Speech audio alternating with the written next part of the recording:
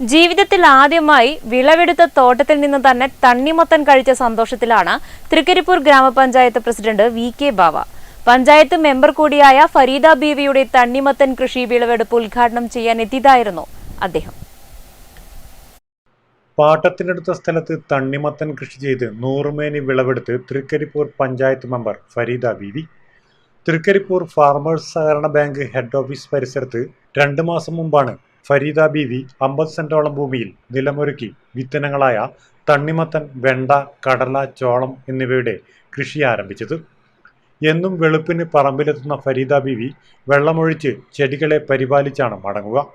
വലിയ വലുപ്പമൊന്നും ലഭിച്ചില്ലെങ്കിലും വിളവെടുപ്പിന് ഭാഗമായ തണ്ണിമത്തന് നല്ല നിറവും രുചിയും ലഭിച്ചു എന്നത് വിളവെടുപ്പിനെത്തിയവരെ സംതൃപ്തരാക്കി.